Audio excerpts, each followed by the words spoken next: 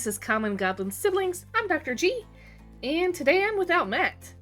We're trying something new. It's a Valentine's Day special, so we're going to have two videos. We're single goblins, so we're going to play the same dating sim single-handedly. So we're going to be doing it in our own style, so obviously we're going to put a horror twist on it.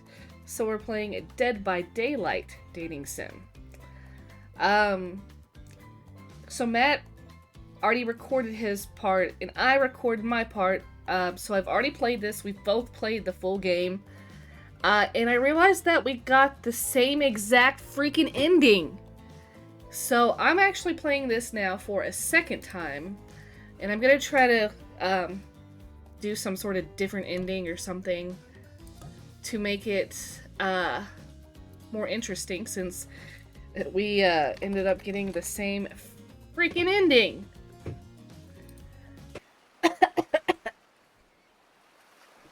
My voice acting is so good so far. You wake up on the beach, soaking wet salt water stinging the inside of your throat, as if you'd nearly drowned. Water falls from your mouth as you open it to gasp for air. You have no memory of how you got here. In fact, you can only remember your own name, but not where you came from, or a single fact about your life. What you do know is that, despite the outrageous beauty of the landscape around you, you feel incredibly sick to your stomach. Well, really went down the wrong pipe, huh? You need a minute, or can I go on? Because I can give you a minute. We got plenty of time. Endless time, really. An eternity, if you catch my drift. Whoa, not now, Ocean. Sorry, Dr. G. May I continue?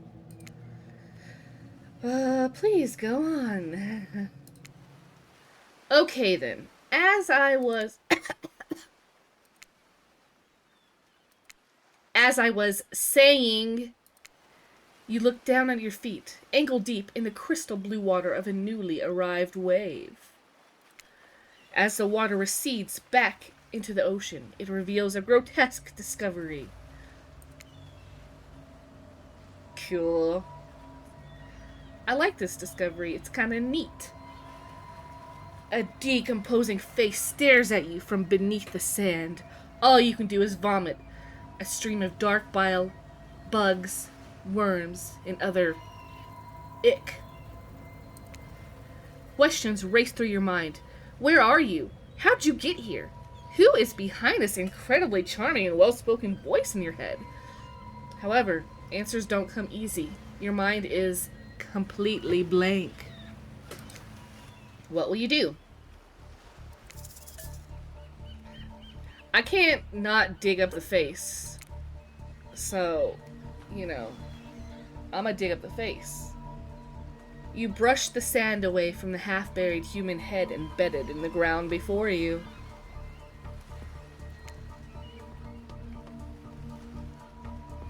There is no body, just this head. As you pick it up, flakes of skin fall to the ground. The jaw falls open, revealing a gold coin sitting on the rotting tongue of this poor dead soul.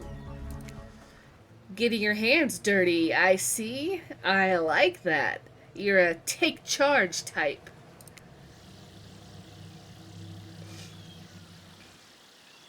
You examine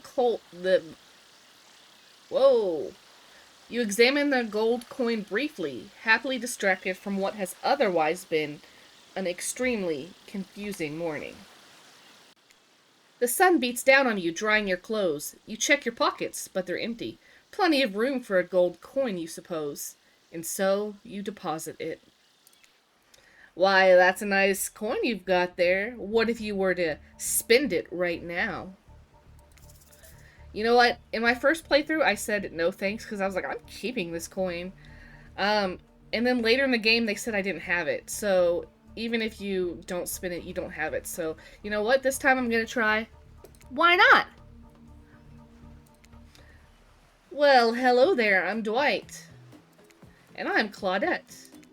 We'll take that. Claudette quickly relieves you of your gold coin and tosses it to Dwight, who bites down on it like an old-timey prospector before handing it back to her. That was just in a really gross head, bro. I hope you enjoyed that. And this is for you. Ah, cute. What is it? A tropical drink? A cute tropical drink? Hey, at least I get something for my coin this time. When you take a sip, you find that it's incredible. Money well spent in your estimation. But I gotta ask, could someone maybe design the next one of these dating sims to be all-inclusive? It really takes some of the fun out of a fantasy vacation to be watching your wallet the entire time. You know, I'm gonna be grateful. Actually, I don't know, I feel like I'm gonna be doing just, like, random chaos this time, because this is a second playthrough, and who knows what I'll do. You're welcome. Did someone just thank us? Go with it, Dwight. It's normal to be thanked for doing a good job. Trust me on this one. Your mind doesn't have a chance to linger any longer on your current situation as you feel something soft bump into your foot. Now, guys, this is Wilson. This is definitely Wilson. When you look down, you find a volleyball, Wilson, sitting in the sand there next to you. You stare down, frozen. A voice calls out from behind you. Little help, please? You turn around, and when you see what's waiting for you, your jaw just about hits the ground.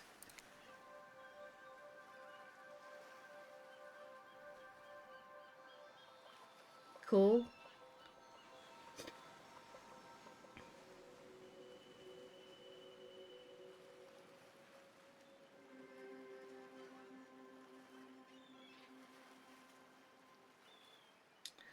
Well, we've now been introduced to the four gorgeous monsters standing halfway between myself and a well-tended volleyball court. Sorry, narrator, I had to take over your job because that's how it fit into the sentence. Deal with it. Each of them oozes with undead energy, a magical aura reaching out and penetrating you via your eyes. Your heart begins to race. Curiosity, fear, desire. You can't help but stare at these casually dressed, let's call them killers. I don't know, not to be judgmental, but that's just the energy they put out there. So many competing feelings rush through your mind at once that you are completely paralyzed. Oh no. Do I have a heal? Hello? There are weird days, and then there's this. All you can do is look down at the ball and back up at this monstrous lineup of, well, literal monsters. Sexy-ass monsters, though. What do you do?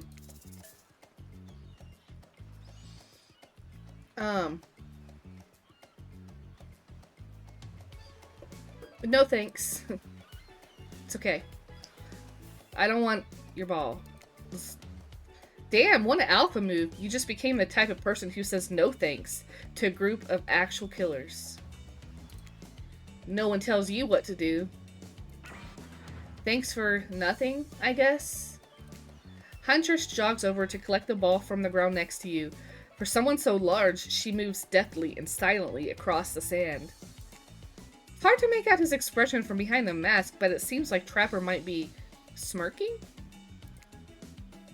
As you try and read Trapper's face, you realize that the two of you have been staring into each other's eyes for a really long time, even though everyone else has headed back to the volleyball court. Finally, you can't take the tension and you look down, breaking his gaze. As soon as you do, he turns to follow them. Alone again, you look across the beach at these strange residents who casually bat a volleyball, back and forth, happily ignoring your intrusion onto their private beach.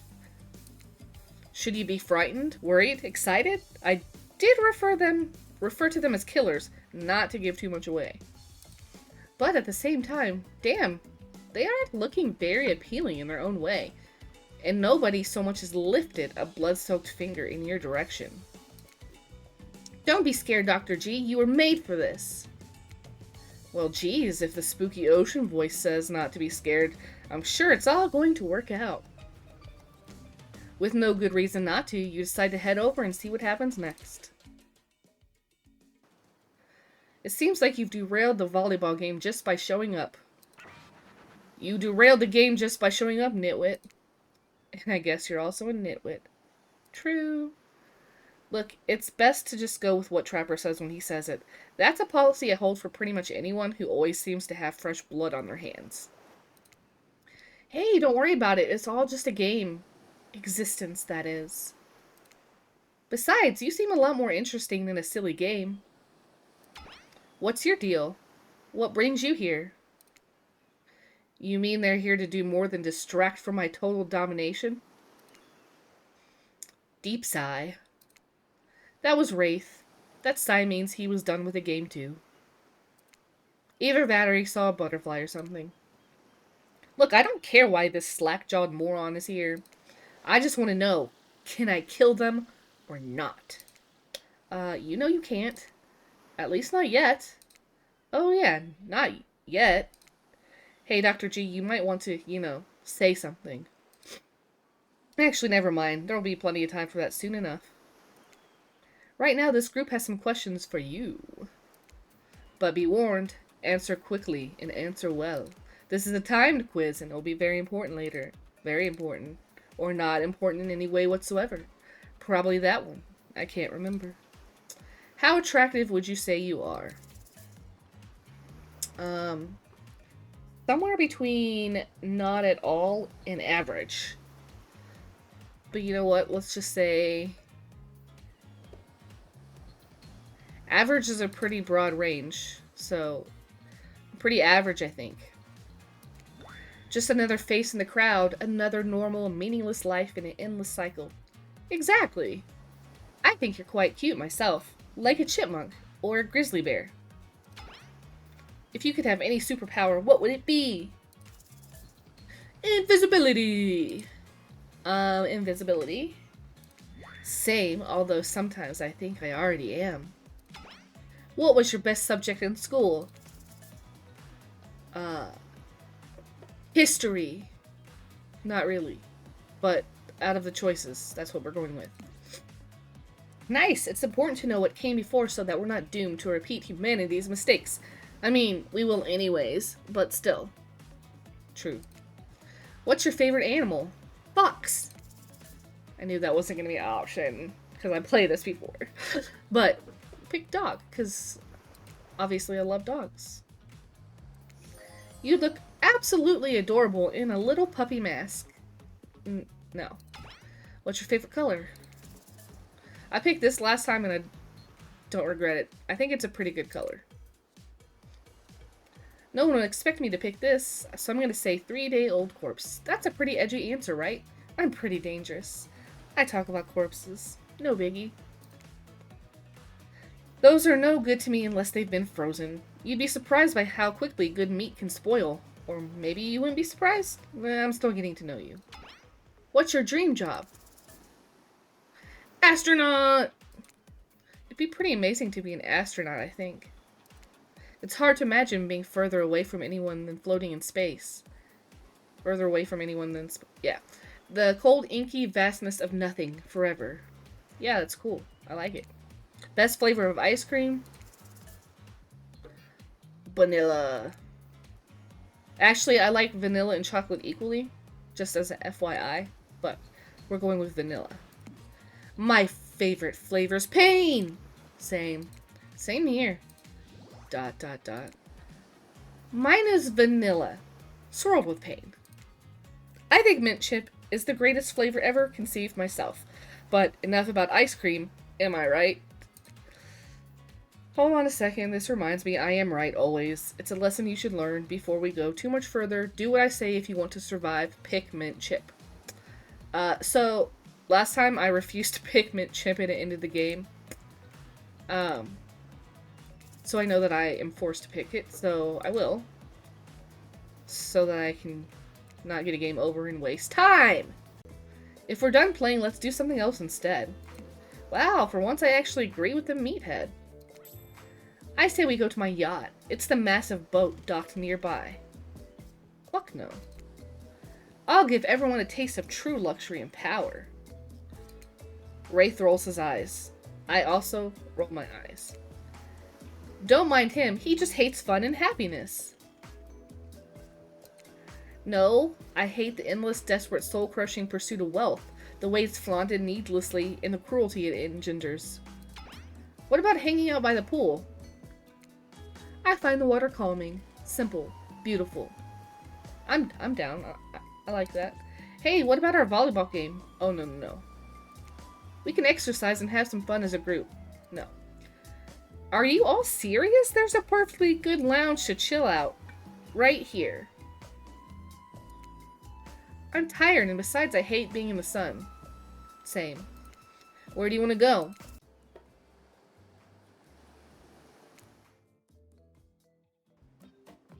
Finally, freedom from the preposterous premise that the four of us would be engaged in some sort of thrilling 2-on-2 volleyball match. Spirit looks at you from beneath her gigantic sun hat. She takes a conspiratorial tone. I don't know whose idea volleyball was in the first place, but I hate them. I tried to feign a sprained ankle, but everyone already knows that I technically float above the ground, so nobody believed I was even putting any pressure on my joints in the first place. Then I tried to annoy everyone by not giving a crap, and when that didn't work, I tried whining, and when that didn't work... Wow, you're getting exhausting. I threatened to kill every single person on this island! But, turns out I'm not the first to toss those kind of threats around on this island.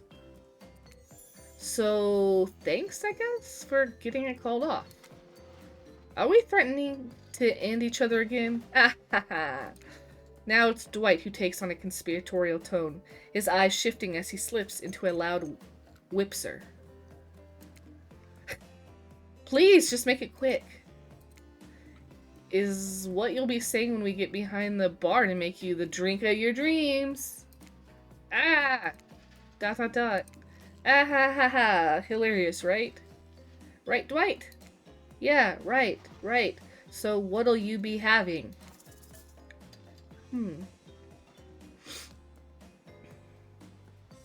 I'll have vodka soda. Coming right up. Really takes me back home. You know, vodka is a very special drink to me. Warms the blood on a cold night in the woods. On occasion I would, how do you say, bump into the occasional soldier while hiking across the motherland. They always had a nip of vodka tucked away in a special little silver package in a special little hidden pocket. But no one hides from me. A bit basic to be drinking vodka on a tropical island, no? And you're mixing it with soda? Really? Being passionate about being passionless is so last year. It's also my thing, and you're making it look bad. That's 2 strikes. Since we've fulfilled your request, it's time for you to return the favor. I should have known there was a catch. Icebreaker time! Oh no, I hate icebreakers. I swear, had I known they'd pull this kind of faux enthusiastic community building crap, I'd have suggested we attempt to walk to the lowest point of the ocean before I ever set foot near this bar. I feel that. You don't think it could be kind of fun? A little fun? Never mind, I hate it. This sucks. But it could be fine, or whatever you say. Has anyone seen my hat? Nope. I've literally never seen him in a hat. If we must make small talk, I'm at least picking a topic before we end up being forced to do some lame improv game that nerds learn at their non-sports after-school activities that I definitely never did because I'm no nerd. I am, though. Methinks a certain someone doth protest too much. Sitting here on this beautiful sunny afternoon, warm sand beneath the cool fog beneath my severed feet. The topic I choose is books. Novels, comics, fiction, or non. Reading is the only real escape from the inescapable horror of life. The escape into your own mind. That's a scary place to go, Spirit. But I do like your topic. I'm totally into books. A groan rolls through the crowd. Not a lot of readers here, I'd imagine, based on that response. They were much more enthusiastic about drinking. Considering the situation we're in, it seems an appropriate time to ask you, Dr. G, what's your desert island book? The one book you bring with you if you were, well, on an island like this. Oh, and it has to be classic horror, for reasons that should be obvious. I'm picking Frankenstein. She means this because it's an island of horror villains, and also those books are all in the public domain. Nothing too modern. Humanity has really gotten soft these past 100 years, so what's your favorite? Frankenstein! No, I actually did read it, but I've seen like 3 movie versions. They've all been pretty good. I love Frankenstein! You know, you can lie to make yourself look smarter. They're killers, not mind readers. Ooh, that's a good one. Seeking knowledge, but finding only death? Yeah, been there. I can't say that my experiments have been as successful, but, well, fingers crossed. And fire? Don't even get me started. Experiments? Crap. I like experiments. Not again, I swear. Every excuse you give him, it's this talk about... Shut up! Did you just tell me to shut up? Cough. Sorry, cough. Take it from me. This one likes to think he's a scientist, but he's actually the monster. I like the scientist. Can't I be a little bit of both?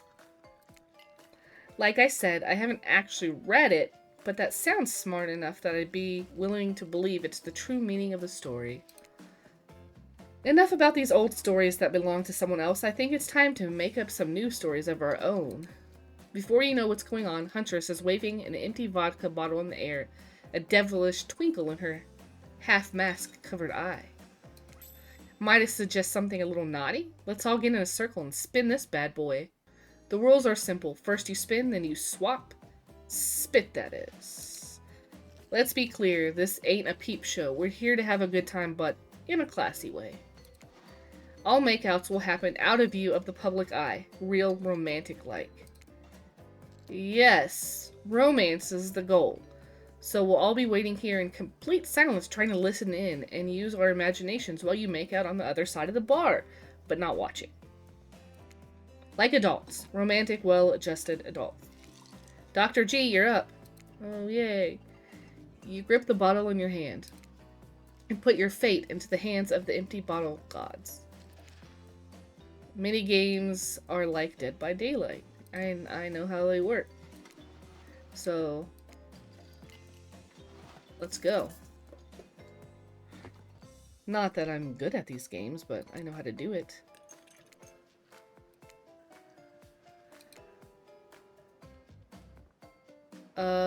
Bite. You got Huntress. You two are meant to be. Psych! You have to actually spin multiple times to get your real result. First to get to 3 times is your true match. That's how we play hardcore spin the bottle on this here island. That's like... Okay. Bleep. Wraith. Huntress. Got Trapper. Huntress. Alright, cool.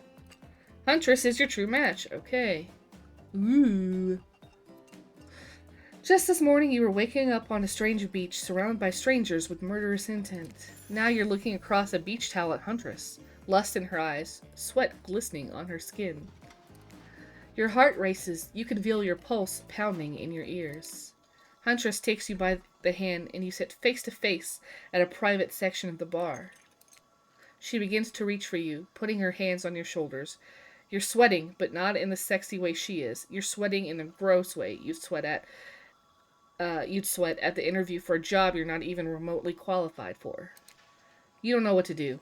If you try and lock lips in this state, you might gross her out so completely that she'll never be able to look at you romantically again. Huntress, I'm sorry, but I can't kiss you right now. Whew. What? You're relieved, but also maybe a little hurt? It's not you. Well, it is you, but in a good way. I think you're great. Maybe too great. I don't trust easily, and I'm afraid of what it might mean to connect with you so early. That's fair. It's not that I don't want to, I just don't think it's the right thing right now. Fair. Amazing, but also understand this. If you tell anyone I got so soft, I'll break you in half, okay? I'll tell him you almost chewed my whole face clean off. Oh, I like that. I hate to break up such a passionate moment that we only assume was passionate because we'd never spy on you constantly while you stay on this island. But dinner's being served right away, and we must insist that you join us. We want anyone to die. We wouldn't want anyone dying of starvation, when there's so many more interesting things to die from. We've got to get started on story time, so... Dr. G, who do you think should go? Yeah, that's a name. Okay, I gotta pick somebody. I choose you, Spirit. You know, I was watching you while I told my story. I could tell it was having an effect on you. This fog that follows me around, I could feel you breathing heavily, taking me in. You and I are both absolutely flabbergasted at that piece of information. Legit, you learn something new every day, even when you're a god. I mean, a narrator. You're doing it again, right now. You need to calm down. You should come to the hot tub with me. Dipping in hot tubs with the Spirit? You've come a long way in a single day. I'm not saying you shouldn't follow her. An offer like that. Just don't forget our little talk. You and your storyteller friend slip into the water. It's just the right temperature for an evening dip. Plus, if some jealous shark comes along and manages to jump from the ocean into the pool, you're also pretty sure your killer companion can handle it. I just want to be totally clear, even though that story bore some similarities to my life, it was not about me in any way, shape, or form. Not symbolically, not metaphorically, not any other ickly. I believe you completely. Sure, you were cut into pieces in your life, and so was the person in the story. A perfectly normal coincidence. Sure, you're on this island trapped, one might say, in a most puzzling place. Also, a completely regular coincidence. And sure, his lips were blue. Your lips are blue. Really? You'd call this blue? Searching for answers, hoping to find... revenge. Okay, so the similarities stop there, I guess. Coincidences. Sorry, the coincidences. Get this through your head, whoever you are. Samurai blood runs through my veins, or well, maybe it has coagulated by now. No need to sweat the details. Regardless, I'm a descendant of noble warriors. Thousands of years of training with bladed weapons preceded my entrance into this world. Do you know how many swords that is? A lot. You gotta figure that with that many sharp edges, a person's bound to get disconnected from a body part here and there. Okay. The truth is, and I wouldn't typically share this, so don't go blabbing about it, I dreamt that story, like watching a movie in my sleep, when I was just a little girl, years before my father sunk his blade into my skin. I have never been able to shake it. That's a very adult story for a child to dream. Do you believe me? Who cares? Who says I believe in anything? And for that matter, who even cares what I think? Our beliefs are our business, no one else's. Well, I'll be. That's a strong take. You've got to cultivate your own garden. I just admire you, Dr. G. You're not offering up your thoughts or opinions simply to feed the curiosity of others, like some of the more desperate residents of our little paradise. Good for you, I say. Now you got me wondering, do I believe you if you believe her or not? If I know everything, because trust me, I do know everything, don't I already know the answer to my own question about if I believe your answer to Spirit's question? Whoa. Ocean air got me tripping. Sorry, I didn't mean to distract us both. What's important is that a certain corpsey cutie floating in a cloud of magical mist might still be waiting for you to say the right thing and free her from her puzzle box. If you believe that she is the... Damn it, got me going again. Unfortunately, before you can follow this conundrum to what will surely be a mind-numbing cycle of new questions, you find a certain someone standing before you with a fresh towel, ready to dry you off. Sorry, kids, but it's time for bed. I might be the youngest one here, but I'm no kid. I do, however, love being wrapped up in a fresh, clean towel. Same. My mother used to help me wash my hair when I was young. She'd comb out all the tangles and tie a ribbon around it before sending me on my way. I miss her. You watch as Spirit stares off into the distance, her hand gripping into a tight fist. She doesn't notice you're watching her, at first. When she catches you looking, she turns away, roughly grabs a towel from Dwight, and then pushes him and Claudette aside as she floats off. You're heading to the hot tub by yourself to clear your head. Yesterday was, in short, a lot. So far, today has been exhausting too. But you're dedicated to achieving a true, centered sense of calm. No drama, no bullshit, just soaking up sun in a heated pool.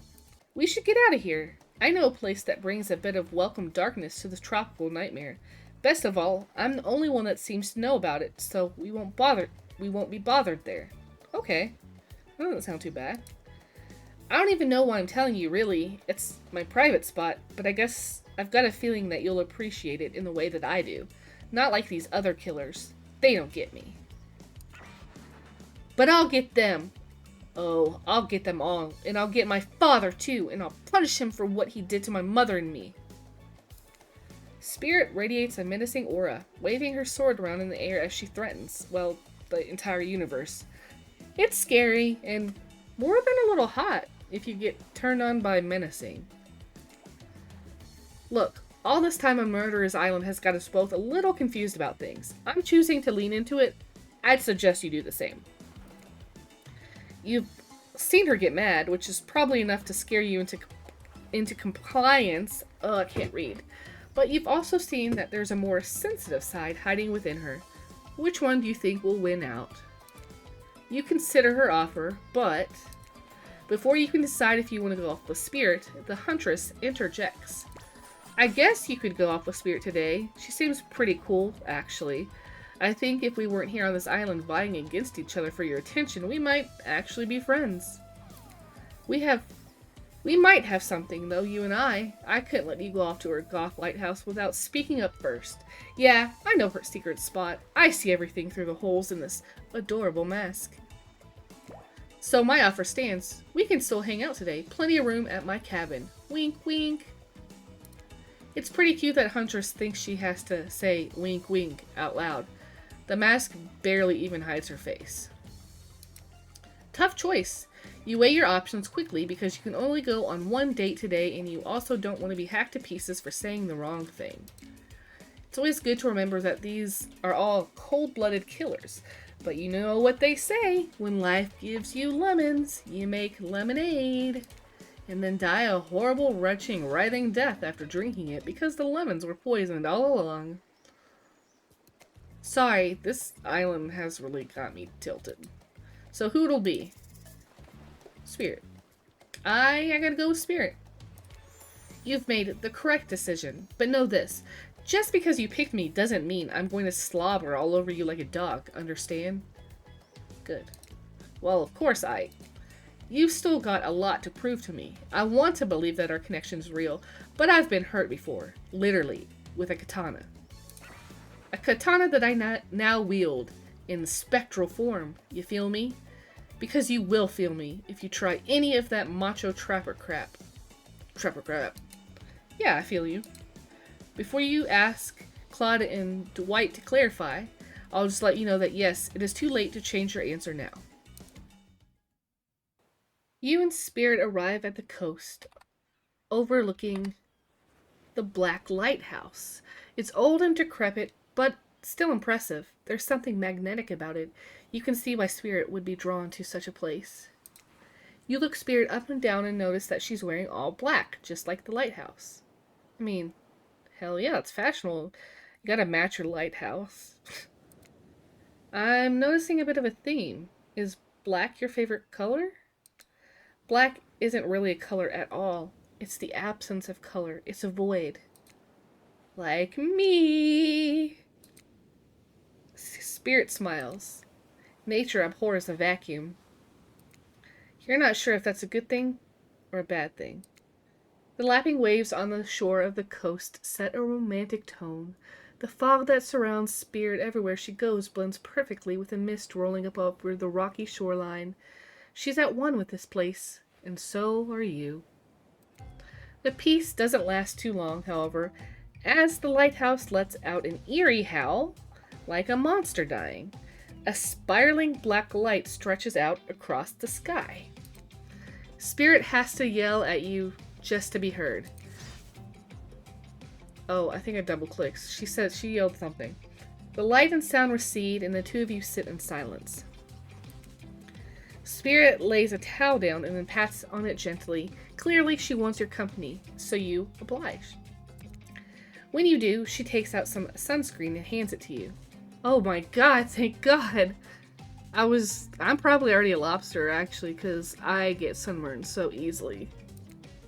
You're not exactly sure what to do. Is this an invitation to get in a little hands-on action? What else could it be? Thanks. Thanks, I forgot to bring my own when I, lost my memory and fell into the ocean. No problem. I figured as much. Spirit turns away while you slather lotion all over your body. You need any help reaching those difficult spots? You see a hand float around your back. Ooh, creepy. I love it. Sure, why not? Spirit's hand on your back is ice cold, but she has a soft touch. When she's done, she takes care of herself. You watch as Spirit applies sunscreen to herself in the most unique way, by floating her own hand around her back to spread it on.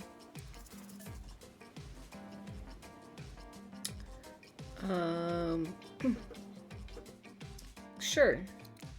The fact that your hands just float out around you like that, you can reach things way easier than I can. It's almost like you're some kind of superhero. I'm glad you get a kick out of it, but floating severed limbs isn't exactly the type of superpower you think to wish for as a kid. I'd much rather be able to read minds. Maybe then I'd understand why some people act the way they do. Ooh, my bad. I'm truly sorry. I clearly hadn't thought through what your experience was like. Sometimes humor is how you deal with uncomfortable situations, but clearly you read the room wrong. I was just thinking about what you must have gone through to end up like that. It had to have been horrible. It was worse than death.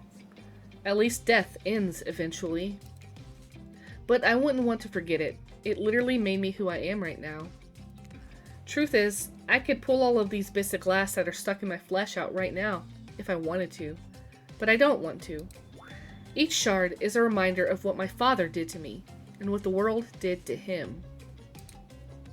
That's why I refuse to play the universe's game. I hate the idea that I'll be forced to succumb to pressure the way he did in the end. The way that fear and anger filled him up and then came bursting out. The way his misery flooded our home and drowned us all. Yeesh. It's hard not to think about revenge. The dragon inside me, it's doing to me what the world did to him. I have to fight it. Even though it gives me strength, I must maintain control. Is she secretly a dragon? Because that's pretty cool. You're stronger than he ever was. I'm sure of it. I appreciate that, Dr. G. I suppose a little help isn't a bad thing. In life, in love, this world is a lot to endure alone. True. Maybe I could use a little assistance reaching my delicate toes for a bit of lotion. You know, having your body contorted into these vengeful poses, it really does a number on my joints. Girl, you're not going to tell me about joints. All of my joints hurt all the time. It rubs the lotion on its skin. Huh. Oh, we're doing a... Oh dear. Oh dear.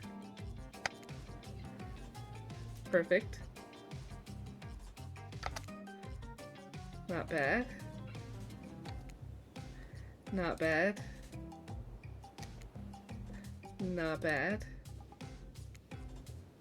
Not bad. Well, I suppose that the lotion made it to where it was supposed to be going eventually. And you weren't too incredibly wasteful. I'm not a woman who believes in rushing through things just to get them done. If there is a next time, I'm sure you'll do even better. You look up at the lighthouse, its ominous dark form hovering above this moment between Spirit and yourself. Evil as it clearly is, in this case, it does you a solid by blurting out another ominous moan and burst of black light that rescues from this awkward silence. Whoa! Cool. From seemingly out of nowhere, an ancient-looking ship appears in the water. It glows, itself a thing of death, a spirit of a ship that once sailed these seas, centuries ago. A tattered black flag whips in the ocean air above the ship as it careens toward the shore, before crashing on the rocks. It must have been drawn in by the lighthouse. I don't think that's how lighthouses are supposed to work, but, you know. You hear the distant shouting of sailors as the old wooden ghost ship breaks up and sinks into the water. Oh, right. It does that sometimes, too. Should we, do something? Nah, the sharks will take care of it. Right. Within a minute, the ocean's quiet again except for the waves. Note to self, hungry sharks. But these time-traveling pirates, or whoever they were, you're half sure you saw one of those skull and crossbone flags, aren't the only ones drawn here today. Spirit walks you around a corner to show you something that she discovered in this place, and knew was meant to be connected with her journey. A cherry tree. It is just a small sapling, but it has begun to sprout flowers. It doesn't make sense to see a cherry tree here, in this place.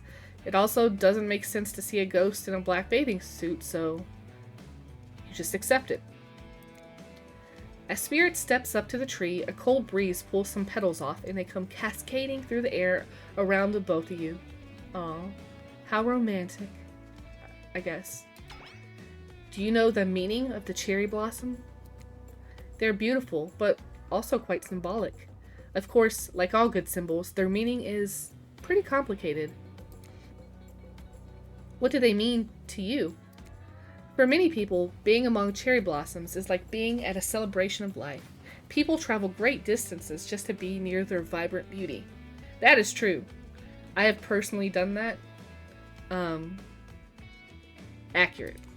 However, as beautiful as they might be, they aren't magical. They're simply flowers.